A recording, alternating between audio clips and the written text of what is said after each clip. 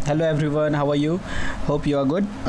आशा करते हैं आप लोग बेहतर होंगे, स्वस्थ होंगे। आज जो है अभी हम देख लेते हैं, अभी जो आज जो बीएड का एग्ज़ाम हुआ है उसमें जो क्वेश्चंस पूछे गए हैं उसके आंसर्स के बारे में हम लोग थोड़ा देख लेते हैं कि क्या करेक्ट आंसर है। मैं डिस्कस नहीं करूँगा, मैं आपको सिर्फ करेक्ट आंसर बता देता हूँ। मैंने सारे आंसर्स चेक किए हैं, तो जो सही आंसर है वो मैं आपको बता देता हूँ। बाकी आप अपना आंसर मैच करके और ओवरऑल आप देख सकते हैं कि आप कितने परसेंट के एवब हैं। तो चलिए, जो पहला क्वेश्चन था, the history of Hindu religion dates dash ancient days, जो क्वेश्चन है पहला। अगर आपका ये सी है, अगर आपका क्वेश्चन टाइप सी होगा तो आपका सिमिलर क्वेश्चन मिलेगा, और सी नहीं होगा तो क्वेश्चन ऊपर नीचे होगा, बाकी सब कुछ सिमिलर होगा। चलिए देखिए, पहला जो क्वेश्चन है इसका आंसर जो है ये, इसका आंसर सिंस है। जो the history of Hindu religion dates जो है ये सिंस एंशिएंट टाइम हो जाएगा। और सेकंड क्वेश्चन कहता है normally he says until 11 PM these days, तो इसका आंसर क्या होगा? अप हो जाएगा। ठीक है, इसमें लगता है कि नॉन ऑफ दीज होगा, लेकिन आंसर जो एक्यूरेट आंसर अगर हम देखें तो अप जो है ऑप्शन नंबर ए इसका सही आंसर है। चलिए, इसके बाद हम आगे देखते हैं कि जो क्वेश्चन नंबर थर्ड है, कहता है the visit of PM, the visit of PM has been advance dash 2 days, इसका आंसर क्या होगा? फॉर 2 days होगा। ठीक है, उसका अगला क्वेश्चन कहता है the shepherd was looking after of ship, तो क्या होगा इसका आंसर? फ्लॉक जो है इसका करेक्ट आंसर है। ठीक है, चलिए अगला क्वेश्चन देखते हैं। तो पुलिस डैश द मोब, तो पुलिस डैश द मोब में क्या होगा? डिसबैंडेड होगा। डिसबैंडेड का मतलब होता है हटाना, भीड़ को हटाने टाइप का है। ठीक है, अब कहता है in order to maintain a good health one should eat a diet, ये तो कॉमन का क्वेश्चन है कि बैलेंस डाइट चाहिए उसको क्या करने के लिए? अपने हेल्थ को मतलब गुड रखने के लिए, मेंटेन रखने के लिए। चलिए आगे हम देखते हैं, कहता है the study of sound, study of sound को जो है फोनेटिक्स कहते हैं। स्टडी ऑफ साउंड क्या है कहलाता है? फोनेटिक्स कहलाता है। ये तो कॉमन सी बातें हैं।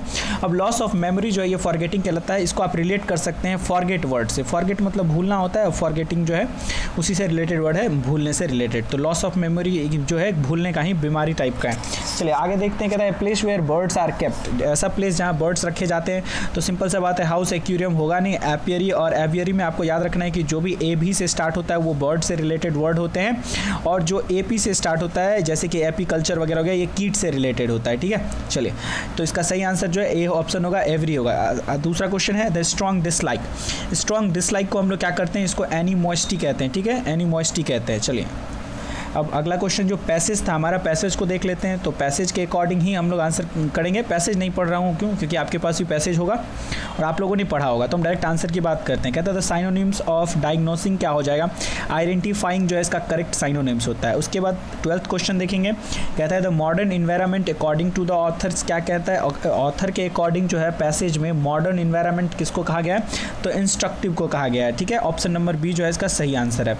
उसके बाद हम 13 नंबर क्वेश्चन में देखेंगे which word best describe the self directed learning, कहता है कौन सा ऐसा वर्ड है जो सेल्फ डायरेक्टेड लर्निंग को ये करता है, डिस्क्राइब करता है, उसके बारे में विवेचना करता है, बताता है। तो ये एक्टिव लर्निंग होगा। ठीक है, इसका आंसर क्या होगा? एक्टिव लर्निंग होगा। चलिए ये ऑप्शन होगा। इसके 14 कहता है there is a need for a self directed learning because it help people to learn more things and learn better, option B इसका सही आंसर है। ठीक है, इसके बाद हम देखते हैं 15 कहता है in self directed learning and individual क्या करेगा? टेक्स इनिशिएटिव विद और without the help of others. ठीक है, ये आप चीज़ समझ गए। अब हम आगे चलते हैं कि हिंदी के क्वेश्चंस को देख लेते हैं। जनरल हिंदी हुए थे 15 क्वेश्चन, उसमें हम लोग देखते हैं। ठीक है, जो इसमें क्वेश्चन नंबर 16 क्या कहता है? कृति का विलोम शब्द क्या होगा? उपकृति इसका करेक्ट आंसर होगा। और पुनर्जन्म का संधि विच्छेद करें क्या हो जाएगा? पुनः जोड़ जन्म होगा, ऑप्शन नंबर ए इसका सही है, पुनः जोड़ जन्म। ठीक है, चलिए इसके बाद हम देखते हैं कि दर्शनीय शब्द का प्रत्यय क्या होगा। तो दर्शनीय शब्द जो है इसका प्रत्यय अगर हम देखें तो ई ही होता है। लगता है जैसे कि आपको लग रहा होगा कि दर्शनीय के लास्ट में नीय लगा हुआ है, लेकिन नीय जो है ये सही नहीं हो कि क्या होगा यहाँ पे? ई होगा। ठीक है, चलिए ई होगा यहाँ पे। अब हम अगले क्वेश्चन की तरफ मूव करते हैं। अगला कहता है अर्थ की दृष्टि से निम्न में से भिन्न कौन है?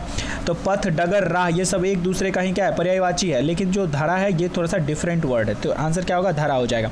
उसके बाद कहता है लड़के नदी में तैर रहे हैं, उदाहरण है, ये किसका उदाहरण है? तो अपूर्ण वर्तमान काल का उदाहरण है, ऑप्शन नंबर 20 का सही आंसर है।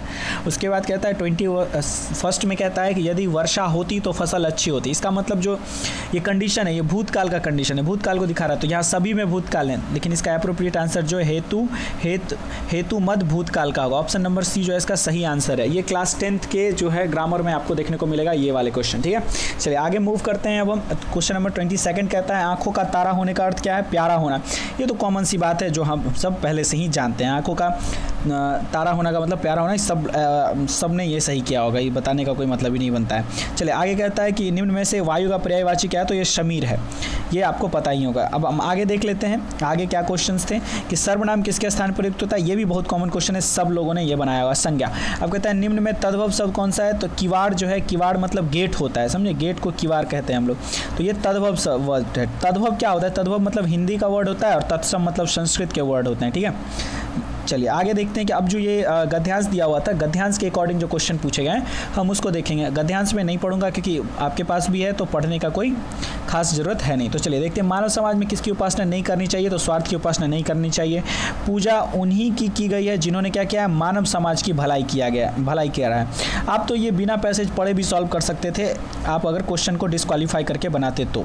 चलिए अब क्वेश्चन नंबर 28 कहता है उनकी प्रतिष्ठा अस्थायी नहीं रही जिन्होंने क्या किया, धन बटोरा, मतलब धन जो बटोरा उसकी जो है हिस्ट्री में बहुत ज़्यादा पूछ नहीं है, ठीक है। आगे कहता है उनकी कृति अक्षय है जिन्होंने क्या किया, मानव समाज का कल्याण किया।